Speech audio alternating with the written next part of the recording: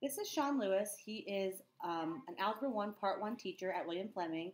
I was lucky enough to go into his classroom during my walkthrough observation project.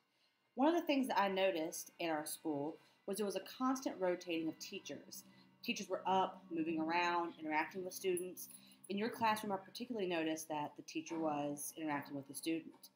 Also, in every single classroom, there was a board of expectations and objectives for each student. Mhm.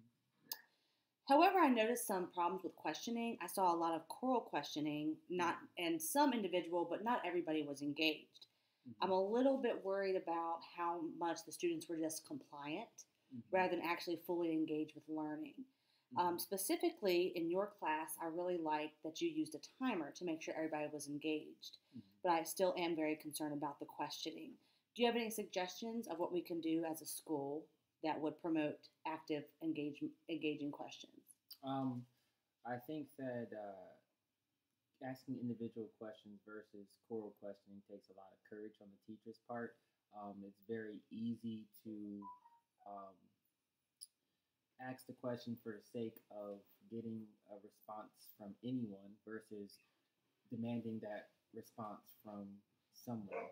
I think that uh, also that I guess the easy fix for choral questioning is asking the student which you know is going to answer the question. So the most effective way is to start with something easier, in whatever subject that is. I like to think that when I'm up to the task, and I think that it's something that our do nows when we spiral back or when we're doing something I know that they should do, I feel more comfortable asking any of the students. That's when I kind of pick on the students who I would say have lower grades in my class who maybe don't pay attention as well, um, or when I'm at that point where I see a lot of students who are demotivated in class, I'm more inclined to call on students who have their heads down or appear to not be paying attention or maybe are looking for a conversation. Um, but like I said, it takes a lot of courage on the teacher's part to have those battles and face those awkward pauses and have a strategy in place when there is awkward pause. Do you think that having those questions embedded in the lesson plans can help better to ask students, or having some professional development based on active votes where everybody gets to participate, or even having a professional development on quick response sleeves? That way, during test talks, reviews, all the students can be engaged, not just a Mhm. few. Yeah, I'm gonna say yes. I think all of that helps. I think all of that also could lead into reaffirming the core questioning because I mean I've done all of the above. I've done the sleeves, and that sometimes leads you to kind of you'll have the students who know it. They're always going to participate, but I mean it's hard to get encourage 100% participation.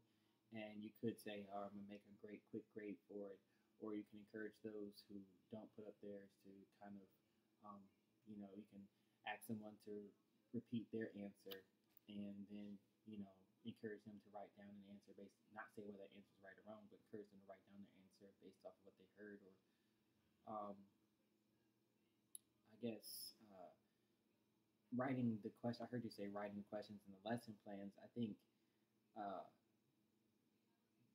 one thing is that you want to avoid is, um, I guess, expecting students to always um, go along with the lesson. I think it's better to you can write down questions that you expect them to answer, but it's also great to have kind of this unexpectedness, like okay, I don't know what type of answers I'm going to get. So I'm going to make sure that I have this question, but also have in mind some follow up questions or maybe some easier questions leading up to the question in your lesson plan. Um, Main thing is if a student chooses not to answer a question, finding a way to, if there's some type of professional development on um, dealing with those situations. I usually try to um, ask another student to answer the question and then come back to that student and say, you have an answer now. Kind of hearing the answer and then answering builds their confidence. And I think that's the main thing that questioning does is it helps build confidence because when kids feel that they can answer the questions you're asking, they're more likely to anticipate your questions Right. and at least attempt to Right. answer them. And I think that's something that we could do as a school, maybe do some peer observations of different teachers who maybe do have good questioning. I think it's very important that we keep our eyes and ears open to learning different techniques and strategies. It's not a bad thing. I think it's just an area of weakness that we could work on as a school, and that would definitely help student engagement. I really thank you for your time and working with me today, Mm-hmm. and I look forward to seeing you teach again. Awesome.